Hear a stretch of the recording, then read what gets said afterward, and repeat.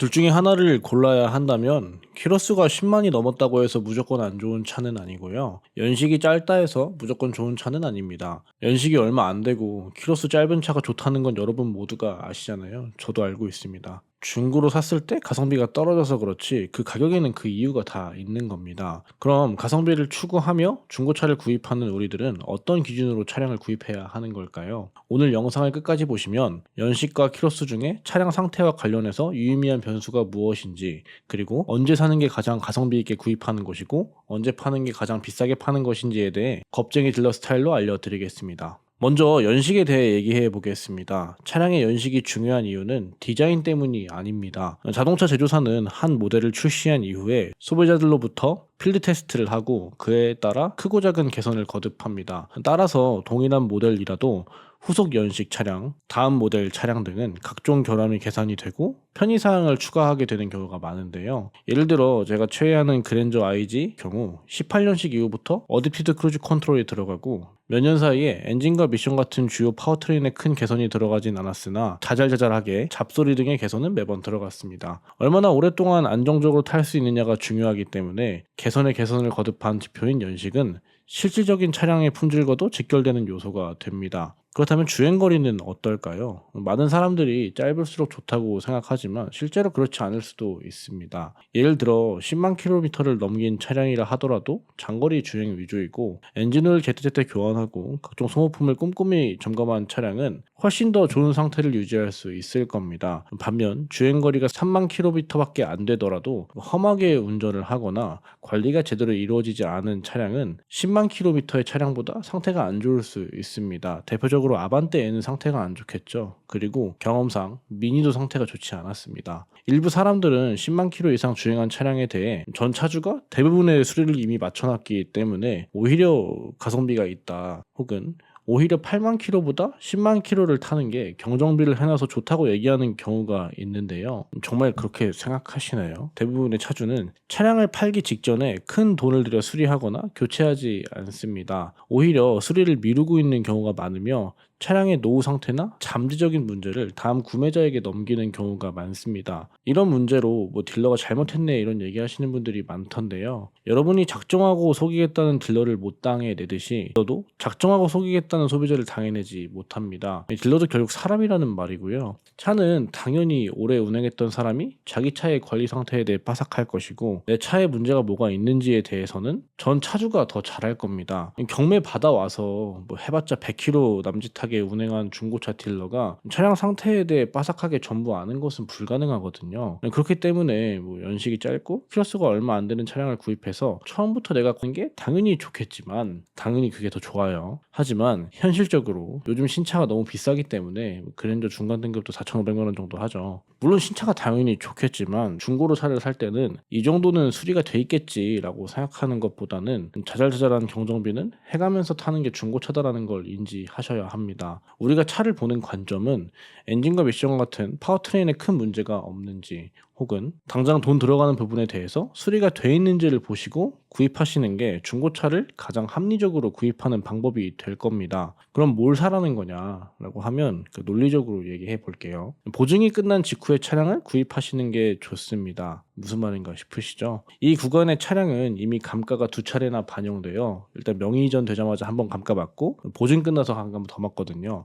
감가를 많이 맞은 상태이며 동시에 차량 상태도 비교적으로 안정적인 경우가 많았습니다. 실제로 이 시기에 차량은 수리나 교체가 필요한 부품의 범위가 굉장히 좁고요. 기본적인 엔진 미션과 주요 부품의 상태가 건강한 경우가 굉장히 많았습니다. 왜 그럴까요? 잘 생각해 보시면 알 겁니다. 전 차주가 정비를 해놓지 않고 판매하는 이유는 정비하는 비용이 유료라서 그럴 겁니다. 하지만 보증이 남아있던 차량은 어떨까요? 보증 수리는 무료잖아요. 보증 기간 내에 내 돈으로 차를 수리하는 게 아니기 때문에 전 차주는 조금이라도 문제가 보이면 바로 센터 가서 수리할 거고 공짜로 고쳐서 개이득이라고 생각하고 있을 겁니다. 전 차주가 시간 써가면서 센터에 넣고 개인 명의라면 소중한 내 차가 문제 있는데 왜 수리 안 해줘 하고 센터와 싸워서 고쳐놓은 걸 중고차로 구입하는 우리는 감가를 두드러 맞은 상태로 가성비 좋게 싼 값에 차를 구입할 수 있는 겁니다. 차는 원래 완벽하게 나오는 게 불가능하거든요. 무결점으로 차를 만드는 건 불가능해요. 필드 테스트를 거치면서 수리를 하면서 완성에 가깝게 만들어 놓는다고 생각하시는 게 맞거든요. 그래서 보증이 남아있던 차량은 필드 테스트를 마치고 전 차주가 수리를 계속 해왔기 때문에 완성에 가까운 차량이 됐을 확률이 굉장히 높습니다. 혹자는 보증이 끝난 차가 위험하다고 하는데 고장나면 수리 어떡하냐고 하시는데 예시를 들어 설명해 볼게요. 2020년식 44,000km 탄 그랜저 IG 캘리그래피입니다. HUD 빠진 풀옵션 차량이고요. 신차가 대비해서 1,500만원 저렴해진 금액입니다.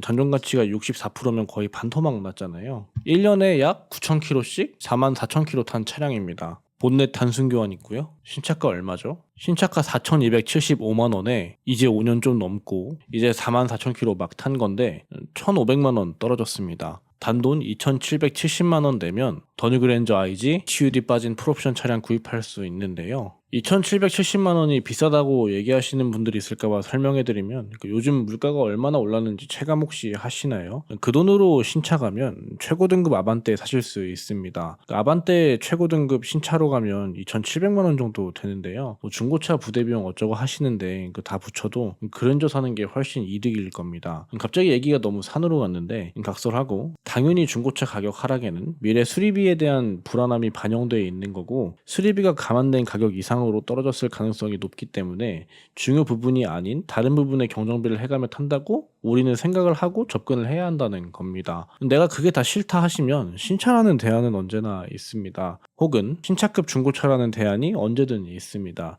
돈이 문제죠. 싸게는 사고 싶고 모든 부분에서 문제가 없길 바라는 건 솔직히 얘기해서 도둑놈 심보시고요. 여러분이 사시는 입장이라 그렇지 저걸 파는 사람 마음은 딜러 마진이 있으니까 좀 더 감가됐겠죠. 2,770이니까 한 2,500, 600 할 겁니다.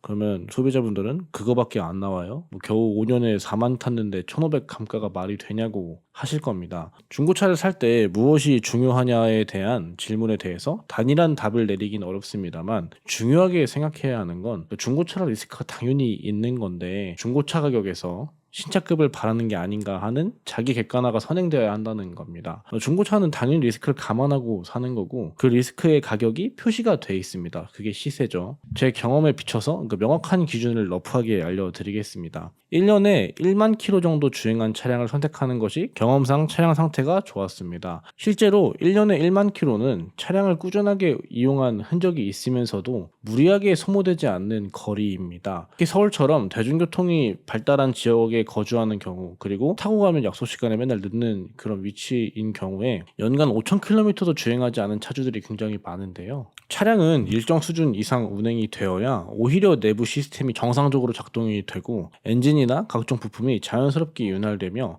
고장 위험이 줄어드는 경향이 있습니다. 너무 짧은 주행거리는 오히려 방치됐을 가능성이 있다는 것이죠. 차를 너무 안 타기 때문에 엔진오일 가는 것도 좀 돈 아까워 하실 거고요. 문제가 있으면 센터에 달려갈 사람이 별로 없을 겁니다. 운행을 너무 안 하면요. 그럼 다른 기준 없냐 하시면 제가 항상 늘 말씀드리지만 차는 실제로 가서 봐야 합니다. 1년에 1만 킬로 주행한다는 조건도 정말 러프하게 이 정도면 경험상 좋더라지 모든 차가 1년에 1만 킬로 탔다고 좋지는 않거든요. 그랜저 IG 2.5의 경우 엔진오일 먹는 것도 꼭 점검이 필요하고요. 간혹 30만 킬로, 20만 킬로 짧은 시간 내에 그런 주행거리가 엄청 많은 차량 좋다고 얘기하시는 분들이 있던데 차는 당연히 주행거리와 주행시간이 비례할 거고 주행거리와 시간이 길어지면 차량 내부에 소모품의 부하가 많이 걸려서 교체할 게 많아지고 정비할 게 많아지는 게 당연한 겁니다. 가끔 주행거리를 그냥 숫자에 불과하다 얘기하시는 분들이 계시던데 한국에서 현실적으로 20만 킬로 되면은 정비비 때문에 폐차하는 경우가 많고 수출 보내는 경우가 많거든요. 그 주행거리가 숫자에 불과하다는 말이 꼭 문과적인 의미에서 나이가 숫자에 불과하다라는 말인 것 같습니다. 뭐 스트레스 안 받고 한량처럼 살았다고 나이 먹은 게 없어지는 건 아니잖아요. 나이를 먹으면서 당연히 노후될 게 노후되듯이 뭐 차도 마찬가지입니다. 주행거리 많으면 노후될 건 다 노후가 돼요. 약간 뭐 연식과 비유가 좀 반대로 된 것 같긴 한데 뭐 주행거리 길면 당연히 상태가 좋지 않을 걸 얘기하고 싶었습니다. 차량을 고르는 게 어렵다. 실차 점검하더라도 내가 차가 괜찮은지 안 괜찮은지 판단이 불가능하다라고 하시는 분들은 고정 댓글 확인하시면 제가 단돈 44만 원에 차량 검수부터 리프트 점검, 그 정비사분들 코멘트까지 해서 상태 좋은 중고차 구입을 도와드리겠습니다. 제 영상에 댓글 보면 44만 원이 비싸다 하시는 분들 계신데 유튜브 보시면서 저처럼 뭐 한 대 팔아서 얼마 남는지 공개한다는 딜러를 보신 적 없으실 거예요. 이거보다 적게 받는다는 분들은 가끔 유튜브 보다 보면 있던데 뭐 알선 수수료가 없다, 최고가 매입, 최저가 판매, 뭐 마진 0원 이렇게 얘기하시는 분들이 있던데 그걸 믿으시나요? 아마 그걸 믿으시면 제가 전에도 얘기했지만 사회의 쓴맛을 덜 보신 분들일 겁니다. 제가 정확하고 확실하게 말씀드리는데요. 저보다 적게 남기면서 저보다 좋은 양질의 서비스를 제공하는 곳은 없습니다. 이거보다 적게 남긴다고 하면 분명 뒤에서 어떻게 남기는 것일 확률이 높습니다. 그렇다고 받는 44만 원이 적은 돈이냐 하면 적다고 생각하지 않습니다. 긴 영상 봐주셔서 감사합니다. 받은 만큼이라는 차팔이 겁쟁이 딜러였습니다.